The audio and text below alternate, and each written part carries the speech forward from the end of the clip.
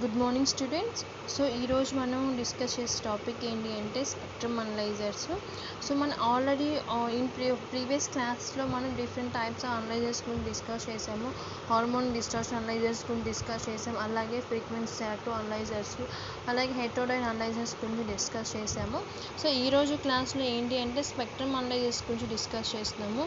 So ఈ spectrum analysers అనేది మనకి కామన్గా మనం ప్రతి ఒక్క సిఆర్ఓలో మనం అబ్జర్వ్ చేస్తూ ఉంటాం. అంటే మనకి కామన్గా ఏదైనా ఒక సిగ్నల్ మనం డిస్ప్లే చేసాము. సో అండ్ అలా ఆ సిగ్నల్ మనం డిస్ప్లే చేసినప్పుడు మనం అందులో ఏమి మనకి మెయిన్గా ఉంటే మనకి voltage and time and voltage. Okay, so voltage మనం ఎక్స్ యాక్సిస్ మీద టైంని మనం ఎక్స్ యాక్సిస్ మీద తీసుకుంటాము, వోల్టేజ్ని మనం వై యాక్సిస్ మీదుగా తీసుకుంటుంటాం. సో ఎప్పుడైతే మనం టైంని మనం ఎక్స్ యాక్సిస్ మీద తీసుకుంటామో సో దాన్ని ఏమంటామంటే మనం టైం డొమైన్ అంటాము. సో ఇన్ కేస్ మనం ఎక్స్ యాక్సిస్ మీద ఫ్రీక్వెన్సీ తీసుకున్నామంటే దాన్ని మనం ఫ్రీక్వెన్సీ డొమైన్ అంటాం అనమాట.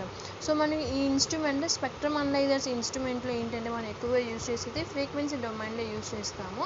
సో మామూలుగా అయితే మనం కామన్గా ప్రతి ఒక్క ఆసిలోస్కోప్లో మనం ఎక్కువగా యూజ్ చేసేది ఏంటంటే టైం డొమైన్ యూజ్ చేస్తున్నాము. బట్ ఇక్కడ స్పెక్ట్రమ్ అనలైజర్స్లో ఏంటంటే మనం యూజ్ చేసేది ఫ్రీక్వెన్సీ డొమైన్ యూజ్ చేస్తున్నాం అనమాట. సో ఈ ఫ్రీక్వెన్సీ డొమైన్ అనేది మనకి సిఆర్ఓలో మనం డిస్ప్లే చేస్తూ ఉంటాము. అంటే ఇప్పుడు మన హారిజాంటల్ యాక్సిస్ మీదుగా వచ్చి మనము ఫ్రీక్వెన్సీ డిఫైన్ చేస్తాము, వర్టికల్ లైన్లో వచ్చి మనం వోల్టేజ్ అంటే యాంప్లిట్యూడ్ మనం డిస్ప్లే చేస్తూ ఉంటాం అనమాట. ఓకేనా. సో అట్లా మనకి అలాగే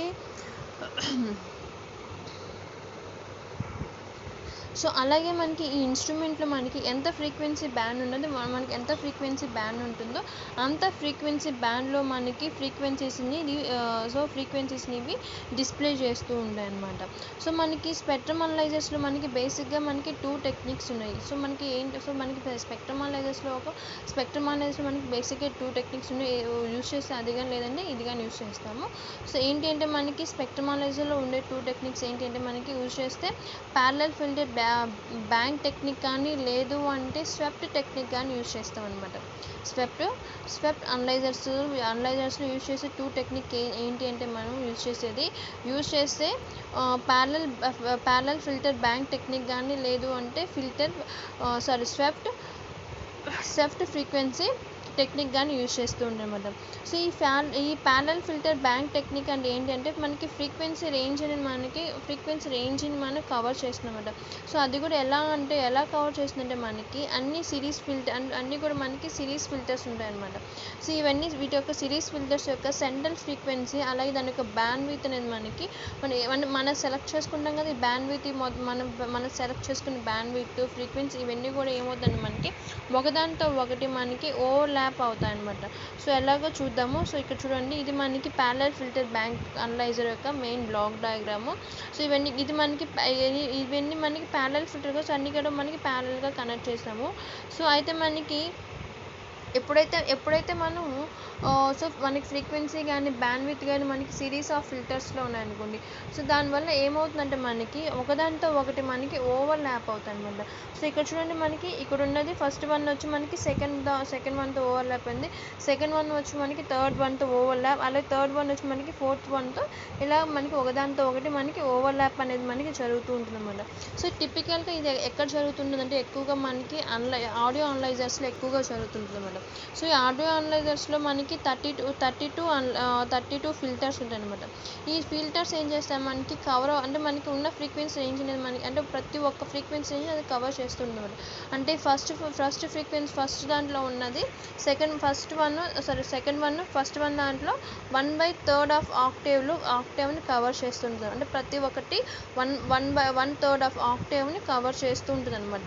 ఓకేనా. సో అలాగే మనకి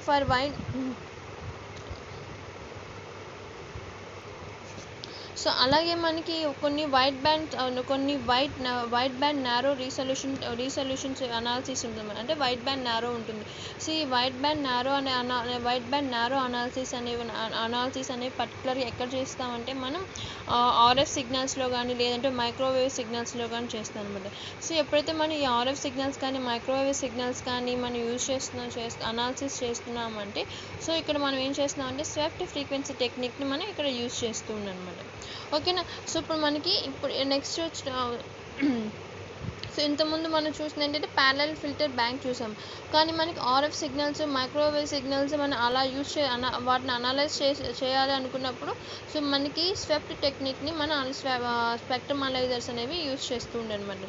ఓకేనా. సో అలాగే మనకి ఇక్కడ basic spectrum analysers using swept receiver design. So ఇక్కడ మనం ఏం చేస్తున్నాం అంటే స్వెప్ట్ రిసీవర్ డిజైన్ యూజ్ చేసుకుని ఒక basic spectrum analysers basic spectrum అనలైజర్స్ని యూజ్ చేసుకుని ఒక స్వెప్ట్ రిసీవర్ని డిజైన్ చేస్తూ ఉన్నాను అనమాట. సో అది ఎలాగో చూద్దాము. సో దాని యొక్క బ్లాక్ డయాగ్రామ్ మనకి ఇది. ఓకేనా. స్పెక్ట్రమ్ అనలైజర్స్ యొక్క బ్లాక్ డయాగ్రాము.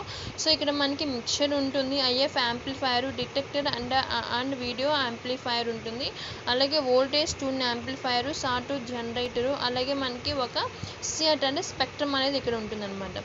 సో అయితే మనకి ఇక్కడ ఏంటి అంటే మనకి ఈ సాటూత్ జనరేటర్ ఏం చేస్తుంది, మనకి ఒక సాటూత్ వోల్టేజ్ జనరేట్ చేస్తుంది అనమాట.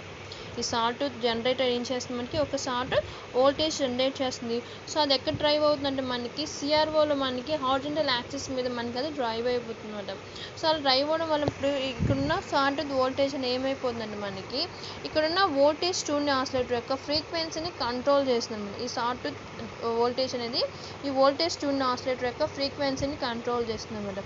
సో దాని యొక్క ఫ్రీక్వెన్సీ ఎలా ఉంటుంది, మనకి ఎఫ్ మ్యాక్సిమం, సో మనకి minimum to frequency minimum to maximum వరకు మనకి ఉంటుందన్నమాట. ఓకేనా. సో అలా ఉన్న ఫ్రీక్వెన్సీని మనకి దాని యొక్క ఫ్రీక్వెన్సీ బ్యాండ్ వల్ల ఏమవుతుందని మనకి దాని యొక్క రికరింగ్ రేట్ అనేది మనకి ఎలా ఉంటుందో మనకి లీనియర్గా ఉంటుందన్నమాట. ఓకే. సో దాని యొక్క రికరింగ్ రేట్ అనేది మనకి ఎలా ఉంటుంది, లీనియర్గా ఉంటుందన్నమాట. సో ఎప్పుడైతే మనకి దీని యొక్క బ్యాండ్ విడ్త్ అనేది మనకి ఎప్పుడైతే మనకి ఇన్పుట్ వోల్టేజ్ అంటే ఇక్కడ ఉన్న మిక్చర్ని మనకి మీట్ అవుతుందో, సో ఫస్ట్ మనకి ఇక్కడ చూడండి, మనకి ఇక్కడున్న ఇన్పుట్ ఫ్రీక్వెన్సీ కాంపోనెంట్, ఇక్కడున్న వోల్టేజ్ ట్యూన్ ఫ్రీక్వెన్సీ కాంపోనెంట్, ఈ రెండు కూడా మనకి ఎప్పుడైతే మనకి ఈ మిక్చర్ని మనకి బీట్ అవ్వగానే మనకి ఇక్కడ ఏంటంటే ఒక ఐఎఫ్ అనేది మనకి జనరేట్ అవుతుందండి. ఓకేనా. సో ఏమవుతుంది, మనకి ఒక ఐఎఫ్ అనేది మనకి ప్రొడ్యూస్ అవుతుందండి. సో ఎప్పుడైతే ఎప్పుడు మనకి స్వీప్ అనేది మనకి జరుగుతూ ఉంది. సో స్వీప్ జరుగుతూ ఉన్నప్పుడు మనకి ఇన్పుట్ ఫ్రీక్వెన్సీ కాంపోనెంట్, అలాగే వోల్టేజ్ ట్యూన్ ఆసిలేటర్ యొక్క ఫ్రీక్వెన్సీ రెండు కూడా మనకి ఎప్పుడైతే బీట్ అవ్వగానే మనకి అక్కడ ఐఎఫ్ అనేది మనకి ప్రొడ్యూస్ అవుతుందన్నమాట. సో ఈ ఐఎఫ్ ప్రొడ్యూస్ అవ్వడం వల్ల ఏమవుతుంది, మనకి అక్కడ డిఫరెన్స్ ఫ్రీక్వెన్సీ అంటే మనకి ఐఎఫ్ అనేది మనకి అక్కడ ప్రొడ్యూస్ అవుతుంది మేడం. సో ఇలా ప్రొడ్యూస్ అయిన ఐఎఫ్ అనేది మళ్ళీ ఏమవుతుంది, మనకి మళ్ళీ ఇది యాంప్లిఫై అవుతుంది. అంటే యాంప్లిఫైయర్ ద్వారా దాని ద్వారా డిటెక్ట్ అవుతుంది అనమాట.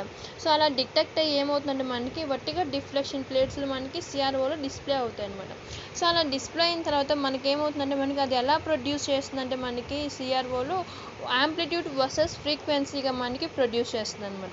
యాంప్లిట్యూడ్ వర్సెస్ ఫ్రీక్వెన్సీగా మనకి సిఆర్ఓలో మనకి అది డిస్ప్లే చేస్తుంటుంది. ఓకేనా. సో ఇది మనకి అలాగే మనకి ఒక ఇన్పుట్ వేవ్, సో మనకి స్పెక్ట్రమ్ అనే ఒక ఇన్పుట్ వేవ్ని సో సింగిల్ టోన్ చేసింది అనుకోండి, అంటే సింగిల్ టోన్ ఏఎంగా చేసింది. దాని నుంచి మనకి స్పెక్ట్రమ్ అనేది ఎలా ప్రొడ్యూస్ అవుతుందంటే మనకి ఇక్కడ 2 వేవ్స్ అని మనకి ప్రొడ్యూస్ అవుతుంటాయి అనమాట. అంటే ఇది మనకి సింగిల్ ఫ్రీక్వెన్సీ, ఇది డబుల్ ఫ్రీక్వెన్సీ. ఓకేనా. అంటే మనకి ఇంటూ 2f అవుతుంది అనమాట. అంటే ఇది మనకి ఓన్లీ సింగిల్ ఫ్రీక్వెన్సీ మనకి.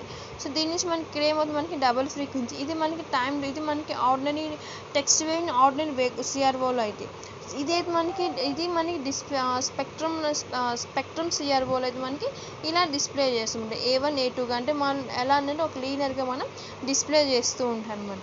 ఓకేనా. అలాగే మనం రెండు కూడా ఇదైతే మనం ఆర్డినరీ సిఆర్ఓలో చూసాం, ఇదైతే మనం స్పెక్ట్రమ్ సిఆర్ఓలో చూసాం. ఇది టైం డొమైన్లో చూసాం, ఇది ఫ్రీక్వెన్సీ డొమైన్లో చూస్తున్నాం. ఓకేనా. చూడండి ఇక్కడ కావాలంటే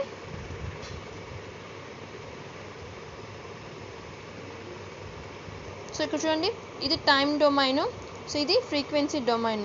సో ఆర్డినరీ సిఆర్ఓలో అయితే టైం డొమైన్ రిఫరెన్స్ చేసాము. అదే స్వీప్ సిఆర్ఓ స్పెక్ట్రమ్ సిఆర్ఓలో అయితే మనం దేంట్లో చూపిస్తున్నామంటే ఫ్రీక్వెన్సీ డొమైన్లో చూపిస్తున్నాం అనమాట. సో మనం రెండు కూడా మన టెక్స్ట్ వేవ్స్ మన టైం డొమైన్లో అలాగే ఫ్రీక్వెన్సీ డొమైన్లో మనం ఎలా చూడండి. సో ఈ రెండు కూడా ఇలా ఈ డయాగ్రామ్లో చూపిస్తుండండి. సో జెడ్ యాక్సెస్ మనకి ఫ్రీక్వెన్సీ డొమైను, ఎక్స్ యాక్సెస్ మనకి టైం డొమైన్. సో 2 సిగ్నల్స్ కూడా మనం ఎట్ ఎ టైం మనం ఒకే దాంట్లో మనం డిస్ప్లే చేసి చూపిస్తుంది అనమాట. అలాగే మనకి స్పెక్ట్రమ్ అనలైజర్స్లో ఒక అప్లికేషన్ ఏంటి అంటే మనకి సో మనకి మైక్రోవేవ్ ఇన్స్ట్రుమెంట్ అనేది మనకి ఒక ఆర్ఎఫ్ని ప్రొడ్యూస్ చేస్తుంది అనమాట. సో ఆర్ఎఫ్ని అది స్టడీ చేస్తుంది మనం. సో ఎప్పుడైతే మనకి ఇలా స్టడీ చేస్తుంది కదా దానికి ఒక బ్యాండ్ విత్ అనేది ప్రొడ్యూస్ చేస్తుంది మైక్రోవేవ్ ఇన్స్ట్రుమెంట్స్ అనేది. సో ఎంత బ్యాండ్ విత్ అనేది మనకి అది ఎంత రేంజ్లో మనకి ప్రొడ్యూస్ చేస్తుందంటే మనకి 500 kHz నుంచి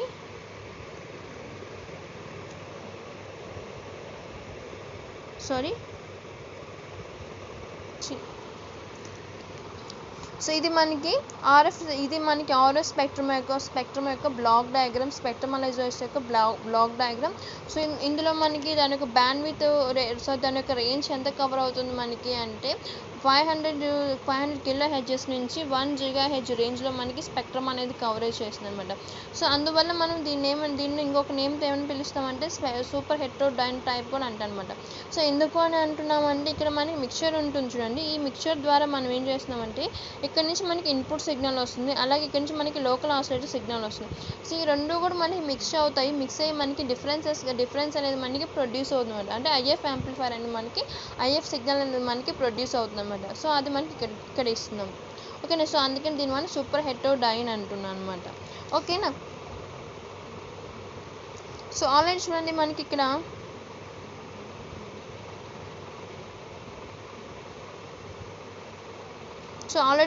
చూడండి.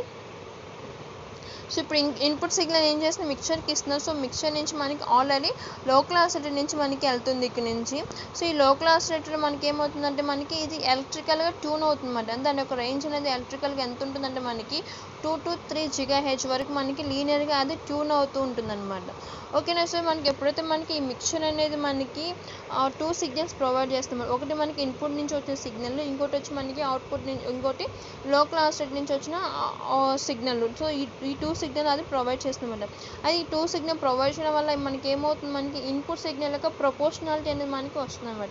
అదే ప్రొపోర్షనాలిటీ అంటే ఏంటి మనకి ఇక్కడ సో ఆ రెండింటి యొక్క డిఫరెన్సెస్ అనమాట. ఓకేనా. ఆ 2 ఫ్రీక్వెన్సీస్ యొక్క డిఫరెన్సెస్ అనేది మనకి ఇక్కడ ప్రొడ్యూస్ అవుతుంది అన్నమాట. సో ఎప్పుడైతే మనకి ఆ టూ ఫ్రీక్వెన్సీస్ యొక్క డిఫరెన్స్ అనేది అంటే ఐఎఫ్ యాంప్లిఫైర్ అనేది ప్రొడ్యూస్ అవుతుందో సో ఐఎఫ్ ఎప్పుడైతే మనకి ప్రొడ్యూస్ అవుతుందో దాన్ని తీసుకెళ్ళి దేనికి ఇస్తాం అంటే ఐఎఫ్ యాంప్లిఫైర్కి ఇస్తాం అనమాట.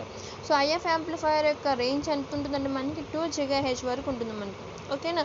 సో అయితే మనకి ఇక్కడ 2 GHz వరకు ఉంటుంది. ఇక అయితే మనకి లో క్లాస్ నుంచి వచ్చిన సిగ్నల్ యొక్క రేంజ్ ఎంత ఉంటుందంటే మనకి 2 to 3 GHz వరకు మనకు ఉంటుంది. ఓకేనా. సో అందువల్ల మనం ఇక్కడ సో 2 to 3 GHz వరకు ఉంటుంది కాబట్టి సో అప్పుడు ఏమవుతుందంటే 2 to 3 GHz వరకు మనకు వచ్చిన లోకల్ ఆసిలేటర్ నుండి వచ్చిన ఫ్రీక్వెన్సీ అనేది మనకి 2 to 3 GHz వరకు ఉంటుందన్నమాట. ఓకేనా. సో దాంట్లో నుంచి మనకి ఏమవుతుందంటే మనకి ఇక్కడ ఓన్లీ మనకి ఇన్పుట్స్ మాత్రం మనకి సపరేట్ అవుతాయి. అంటే లో క్లాస్ నుంచి మనకి ఏమవుతుందంటే ఓన్లీ మనకి ఇన్పుట్స్ మాత్రం మనకి సపరేట్ అవుతాయి. సో అలా సపరేట్ అయిన ఇన్పుట్స్ అన్నీ కూడా దేంట్లో కన్వర్ట్ అవుతాయి అంటే మనకి ఐఎఫ్ ఫ్రీక్వెన్సీలోకి మనకి కన్వర్ట్ అవుతాయి అనమాట. సో అలా కన్వర్ట్ అయిన ఫ్రీక్వెన్సీ మొత్తం కూడా ఏమవుతుందంటే మళ్ళీ మనకి ఐఎఫ్ యాంప్లిఫైర్లోకి వెళ్ళి సో అక్కడ యాంప్లిఫై అయ్యి దాని తర్వాత మళ్ళీ అవి రెక్టిఫై అవుతాయి. రెక్టిఫై అయిన తర్వాత మళ్ళీ డిటెక్ట్ అయ్యి అవన్నీ కూడా మళ్ళీ సిఆర్ఓలో ఉన్న వర్టికల్ ప్లేట్స్లోకి డిస్ప్లే అవుతాయి అన్నమాట. ఓకేనా. సో ఇది ఆర్ఎస్ స్పెక్ట్రమ్ అనలైజర్స్. సో అయితే మనకి ఈ స్పెక్ట్రమ్ అనలైజర్స్ మనం ఎక్కువ ఎక్కడ యూస్ చేస్తామంటే మనకి రేడార్స్లోను, అలాగే ఓషన్ గ్రాఫిక్స్లోను, అలాగే బయోమెడికల్ ఫీల్డ్స్లోను ఈ స్పెక్ట్రమ్ అనలైజర్స్ని ఎక్కువగా యూస్ చేస్తూ ఉంటాం అన్నమాట. ఓకేనా. సో ఇది ఓవరాల్గా స్పెక్ట్రమ్ అనలైజర్స్ గురించి. సో నేను I'm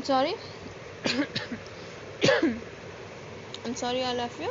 సో ఇది ఓవరాల్గా స్పెక్ట్రమ్ అనలైజర్స్ గురించి. సో మీకు ఏమైనా డౌట్స్ ఏమైనా ఉంటే ఒకసారి మీకు పింక్ చేయండి, లేదంటే క్లాస్లో ఒకసారి మీ డౌట్స్ ఏమైనా ఉంటే క్లారిఫై చేసుకోండి. ఓకేనా. Okay, thank you all of you.